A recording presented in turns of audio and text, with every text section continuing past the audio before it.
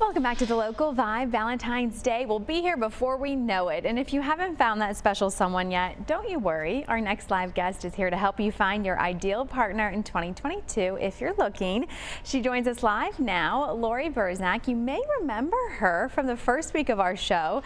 She's the founder of Carolina's Matchmaker and works with singles throughout North and South Carolina. Lori, good morning. Thanks for being here. Good morning. Hi, how are you? Hi, fantastic. So let's kick things off now. Tell us some key tips that people may be looking to find in their perfect partner this year. What are you seeing? Well, first of all, I think we need to define perfect and ideal. Yes. And as a professional matchmaker for 16 years now, people are always leading with height and weight and just all the physical attributes of someone. And I know that that's extremely important to be physically attracted to someone.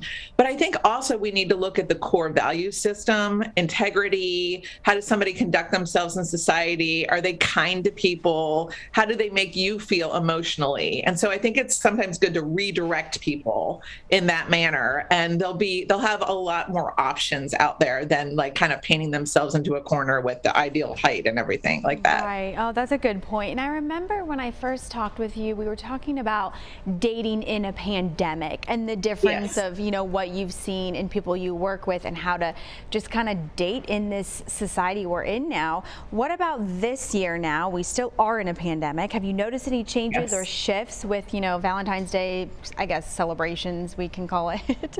Yeah, well, I know. And people are still not meeting people organically. And so online dating has taken a huge upswing since the pandemic started.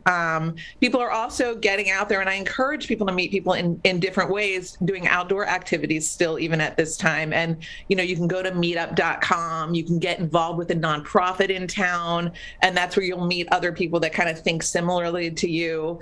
And then I do have a boot camp coming up for women starting February 22nd, which you can find on my website under events, where I'm like really guiding people into online date in a totally different way where you can be even more successful.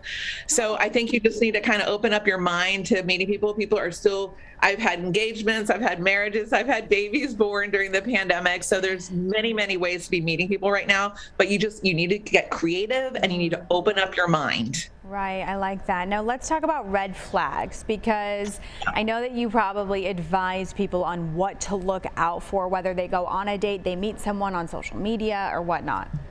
Yeah, exactly. So here's something that's interesting is, I don't know if you all have heard about the term love bombing, but oftentimes people will come on very, very strong when you first start dating someone. And you think at first the person that's being love bombed thinks, wow, you know, they're really coming at me with a lot of love, with a lot of intention, a lot of messaging, a lot of contact, a lot of dating. It feels like too much, but it seems like they really like me, so I'll keep going along. You need to listen to your gut. When it's too much too soon, it's no good. So be very careful, because that's a very narcissistic behavior. Okay, so that's number one.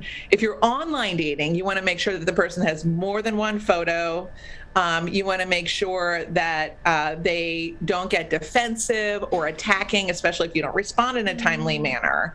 You just want to make sure that they act normally, as if you were in person, if you're sitting on a park bench or you're sitting at a bar stool and somebody just keeps talking to you. You're not going to keep talking to them back if they're like, hey, how are you? What are you doing today? You know, like really coming at you. So you just need to think about your interactions with online dating as if you were in like really a normal space rather than, you know, virtually. Okay. And then how about some green flags, you know, things like in the positive light that people can look for? Yeah, absolutely. So in terms of online dating, you want to make sure that you're feeling comfortable, and you should feel a combination of peace and sort of attraction with the person that you're dating. So if there's anything at all that makes you feel uncomfortable, obviously you're going to discard it. But people are hopefully responding in a timely manner. They have good relationships with their families, and you can tell a lot about how somebody responds to messaging with online. Your online dating summaries are aligned. Some people where you can really feel like yourself, and there's no kind of confusion about where you stand. And then things are kind of moving along at a comfortable pace, like not too quickly, not too slowly. It's not like you're pen pals for a month. You're actually getting out there and meeting people in person. Fantastic tips, Lori. Thank you so much for joining us once again. You're welcome. And folks at home, if you missed anything, you can find more information on the services as well as those dating boot camps you heard Lori mention. Just visit carolinasmatchmaker.com.